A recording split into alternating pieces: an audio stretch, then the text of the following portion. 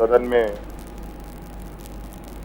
माननीय राज्यपाल महोदय द्वारा पढ़ा गया अभिभाषण पर चर्चा हो रही है। ये तो बहुत घटिया सिस्टम है, 5-5 मिनट में हट जा रहा है। और मुझे लगता है अध्यक्ष महोदय, राज्यपाल महोदय जिन्होंने ये अभिभाषण सदन को सुनाया, ये अभिभाषण अध्यक्ष महोदय मुझे लगता है कि इससे पूर्व में जितने भी अभिभाषण पढ़े गए हैं उन सब में सबसे छोटा और सबसे अधिक दूरदर्शिता के साथ दिखाया गया अध्यक्ष महोदय। और ये अभिभाषण नहीं अध्यक्ष महोदय, ये अभिभाषण राज्यपाल जी के द्वारा जो पढ़ा जाता है, पूर्व में भी पढ़े गए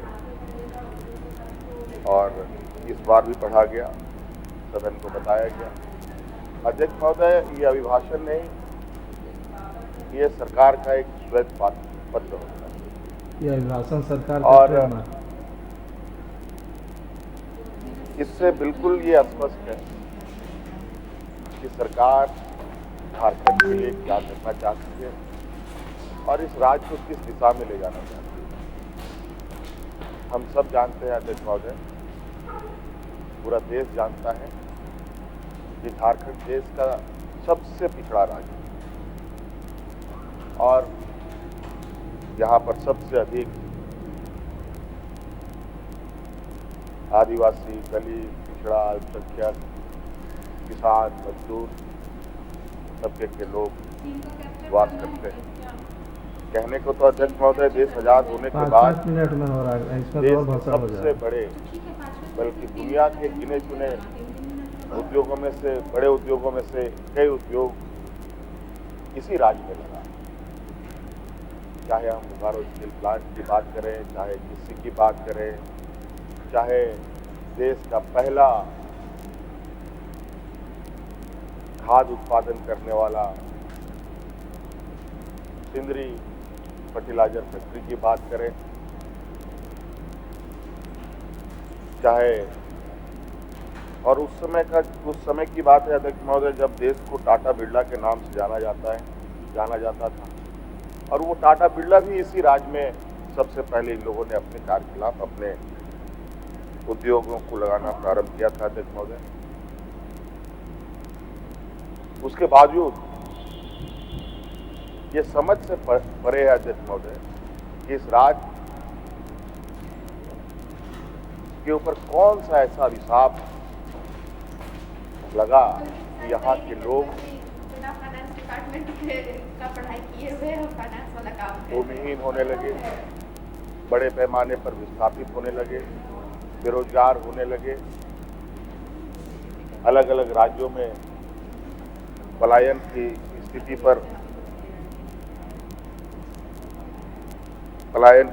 स्थिति बनी रही।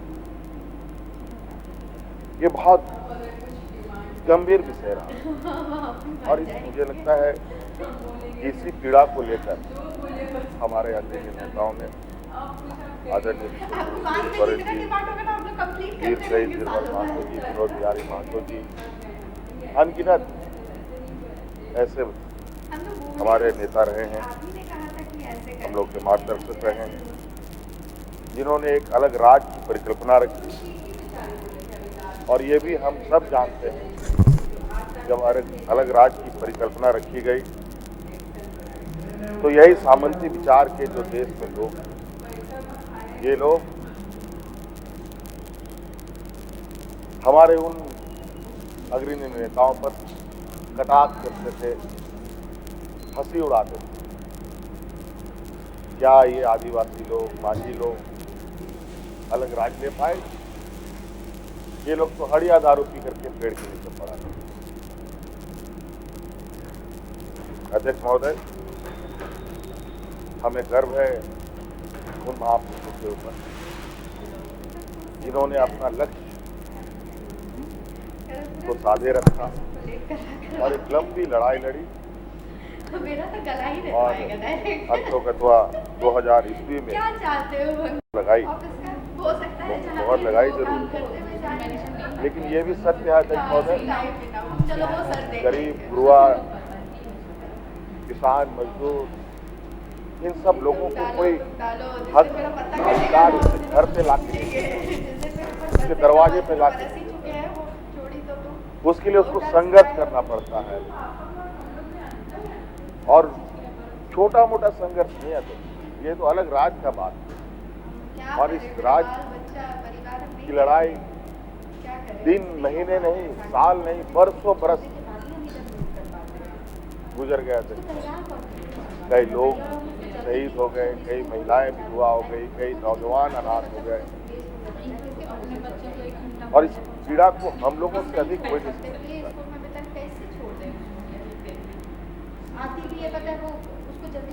2000 ईस्वी के बाद 2019 तक इस राज्य को क्या मिला थे? तो एक जनरल शिफ्ट लगा देना चाहिए 11 बजे से। नहीं, मुझे नहीं लगता है कि इस राज्य को कोई बचा सकता है। ये एक हाँ, तो ऐसे हम लोग- दलदल में इसको धकेलने का प्रयास हुआ कि जहाँ ये दोबारा उभरना। और अध्यक्ष महोदय, उस समय याद कीजिए, लोग यहाँ हाथ में राशन कार्ड लेकर के भात करके मर रहा था।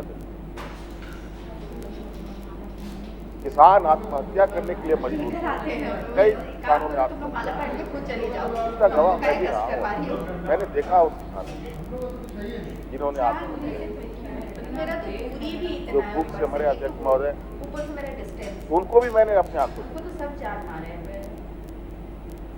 ये स्थिति हमारे विपक्ष के लोगों ने इस राज्य का एक लंबे शासनकाल में इन लोगों ने बनाया था। और अध्यक्ष महोदय, हम लोग सरकार 2019 में महागठबंधन की सरकार बनी,